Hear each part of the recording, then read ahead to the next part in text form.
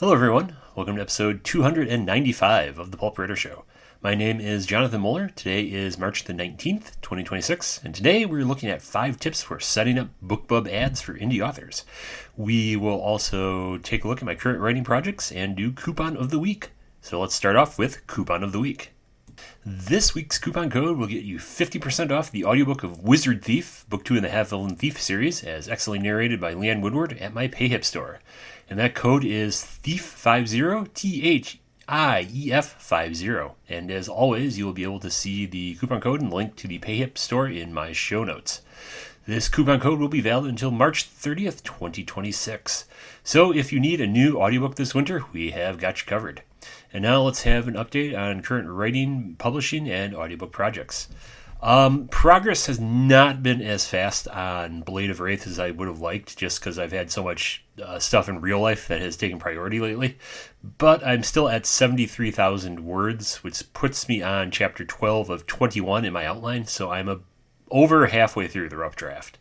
As has often been the case recently, the final draft will have more chapters than the rough draft because I tend to write longer chapters. But the readers prefer shorter chapters, so I will split the longer chapters into shorter chapters. So the final draft will probably have around 30, maybe 35 chapters, depending on how I split things up. But based on my outline, I am over the halfway point, so that is a good feeling. I am also 8,000 words into Dragon Mage, which will be the 6th book of the Half-Elven Thief series with Riva.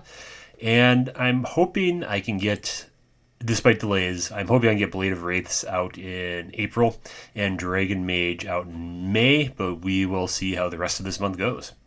In audiobook news, Blade of Storms has been finished recording by Brad Wills, and it's a great audiobook. I'm looking forward to sharing it with you all.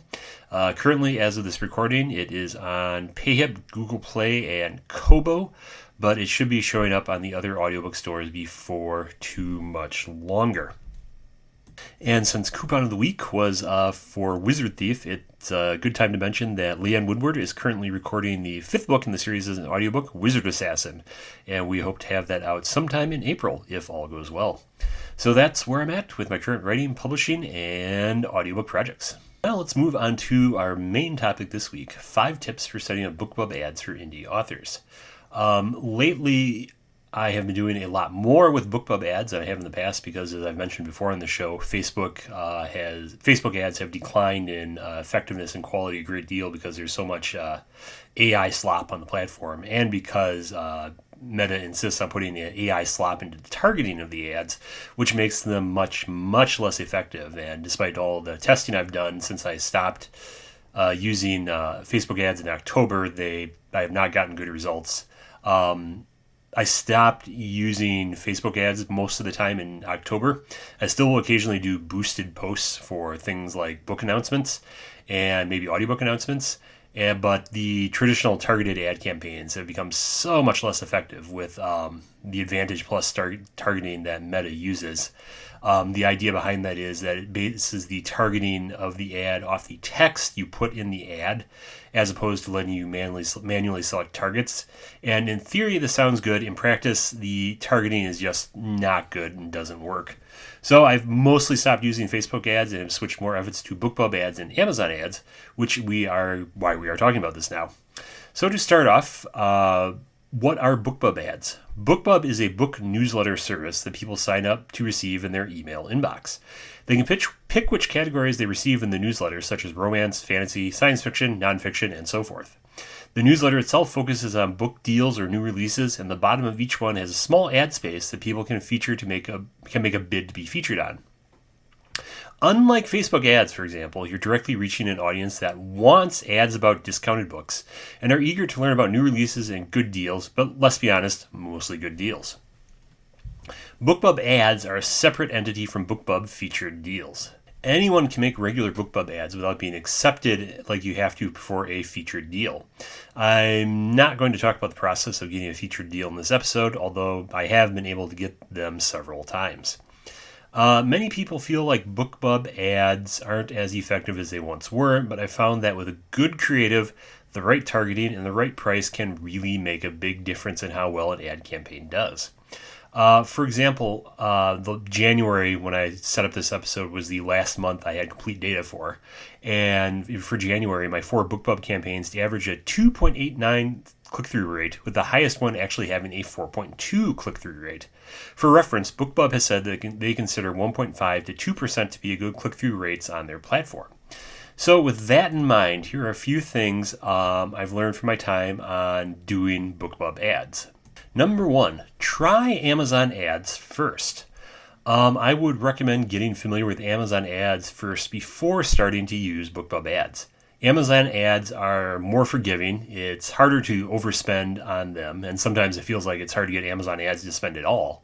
And Amazon ads will give you important data on similar books and authors, often called comps, that you can use to build your BookBub ad campaigns when you do start them. It's also easier to get clicks on Amazon ads than BookBub ads. I recommend using both your Amazon ad and also bought data to make a list of at least 10 authors to use to target your BookBub ads, although you will probably not use all 10 in the same ad campaign. When you're choosing authors to target in your BookBub ads, you should also limit by genre as well, since many of your comp authors will write in multiple genres. Using myself as an example, I write fantasy, science fiction, and nonfiction books. Limiting by genre alone for your ads is too broad of a target, but the combination of similar authors in the right genre should narrow it down enough. BookBub currently provides a little too broad or too narrow feature on the page to help you find the right balance. Tip number 2, get your pricing right. It must be a good deal. Your book needs to be on sale. The BookBub audience are first and foremost deal seekers. The most successful campaigns will feature either free or 99-cent books, but anything under $2.99 is the right price range. Do not advertise regular price books through BookBub ads, especially if the price is something like $9.99 or even above. Even if the price at $9.99 is actually a good discount, like it's a cookbook or a technical manual, which tends to be more expensive, BookBub readers aren't very likely to be excited about that. This audience may even be annoyed to see books at those higher prices, even if it is a new release or a discount over the normal price. If your book is regular price, but it is available in Kindle Unlimited, it's probably best to leave out the price information in your ad and focus exclusively on putting the Kindle Unlimited logo or language prominently in the creative. And obviously, you want to limit your ads for this exclusively to Amazon. Many BookBub subscribers have Kindle Unlimited subscriptions, so for those readers, that is even more of a draw to them, as a discount would be, since they can read the book at no additional cost to them since they already paid for their Kindle Unlimited subscription that month. Number 3, try one ebook site for each campaign. Run your first campaign focusing on just one ebook site instead of running all of them at once in a campaign. For most people, that means picking Amazon or their home country's biggest ebook site. Limiting each campaign to just one ebook site will show you what platforms are the most effective for your ads and let you focus on how the clicks impact actual sales. Tip number 4, don't go crazy on your bids. It doesn't make sense to make aggressive bids until you feel like you have your comps dialed in. Ignore the suggested amounts that BookBub provides and start small. Again, limiting to just one ebook site for each campaign is also a way to limit how much of the campaign budget gets spent, although it may still spend the full amount, especially if you've chosen Amazon. And tip number 5, keep your campaigns short. People get tired of seeing the same ads, so it doesn't make sense to run a campaign for months on end. Limit each campaign to a bit less than a week. For myself, it's usually about 4 days that I'll run a BookBub ad. And you'll generally see the best results on the first 2 days, usually the best results on the second day, and then diminishing returns, but still decent on days 3 and 4, and after that it kind of flatlines. So I've found that generally, at least for my books, 4 days is about the best.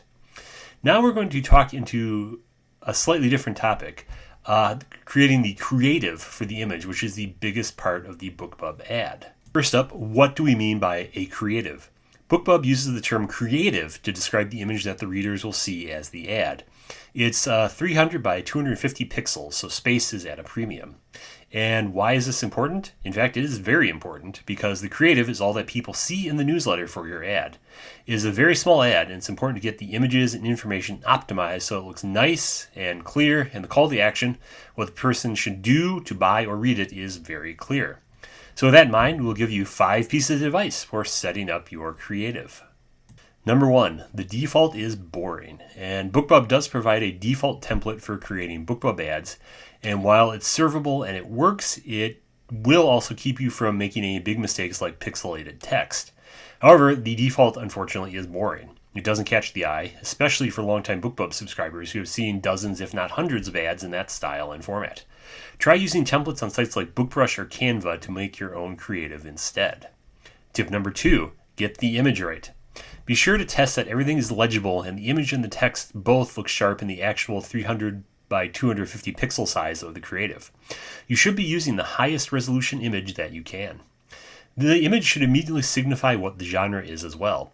Colors help a lot for this. For example, a gritty thriller can use darker colors, or a cozy fantasy romance should use gentler colors like sage or lilac. It's not especially interesting to use just the book cover in the shape of a book cover, especially since that takes up at least half of the available space in the creative, if not more. Also, in a space that small, the text on the cover and any details in the image will probably be hard to see. Try experimenting with using other images besides the cover. As long as the creative conveys the genre and price, you can experiment a bit with the images you use. Tip number 3, the text matters. Don't waste space with reader reviews as the ad's text. They take up too much space and they're not especially persuasive in an ad. Less is more. You have, at most, a very short sentence to describe the book's genre and the plot hook.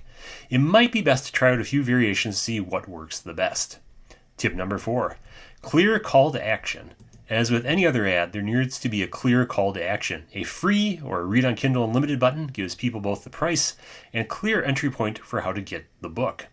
If the price is a limited time deal, that's a good thing to note in the ad with the word sale or limited time deal.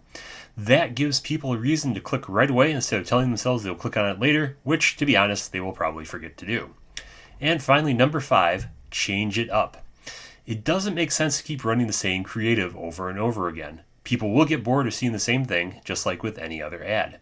You can rotate between a set of creatives, but it doesn't work well to run the same one multiple times in a row for a long period of time.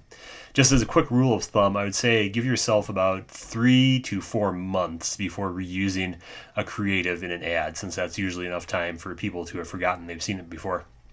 Just like on YouTube, it might make sense to do A/B testing of images and text on an otherwise identical campaign to figure out if a different approach to the creative makes a difference. For example, you could try the same overall creative with a different text or a different call to action. Likewise, if the campaign isn't doing well or burning through money faster than you would like, you can always pause the campaign in your Bookbub dashboard. It's okay to change your plan and to end your campaign early if it isn't working. So now let's talk a little bit what I actually do on Bookbub. I advertise my Amazon books on Amazon, and I use Bookbub to advertise things on Barnes & Noble, Kobo, Google Play, and Apple Books, because the competition for clicks for the other stores is much less fierce on Bookbub than it is for Amazon, and the cost of getting Amazon clicks on Bookbub can be prohibitively expensive. The specific books I advertise are usually my perma-free first in series ones, like Frostborn the Grey Knight, Child of the Ghost, Sevenfold Sword Champion, Cloak of Dragons, and so forth, because it is very easy to advertise free books on Bookbub because, as we mentioned earlier, it is a discount ebook newsletter. What I usually do for the creative is I use Photoshop and Daz Studio to create a genre-appropriate image. For example, for the Cloak Mage series, which is urban fantasy, it's usually Nadia wearing a leather jacket and casting a fireball in a dark alley at night. For the Frostborn series, it's usually an armored warrior or wizard casting a spell. And then the text at the bottom says something like free epic fantasy, free urban fantasy, or so forth. I typically work on these images in Photoshop at 3000 by 2500 pixels, so they're easier to see. And then once the image is done, or I want to see how it looks, I dial it down to 300 by 250 to see how it looks in the appropriate size and make sure that it works. And that approach works pretty well for me, as we mentioned earlier in the show. To sum it up, Bookbub can still work for you as part of your overall advertising and marketing strategy, and to learn more about what ebook stores you might want to promote more based on their click-through rates of your ads. If you approach it cautiously and use the data from your ads to make changes on the go, you can still do pretty well on Bookbub Ads. So that is it for this week, and I hope you know a little bit more about Bookbub Ads now. Thanks for listening to The Pulp Writer Show. I hope you found the show useful. A reminder that you can listen to all the back episodes on https://thepulpwritershow.com. If you enjoyed the podcast, please leave a review on your podcasting platform of choice. Stay safe and stay healthy, and we'll see you all next week.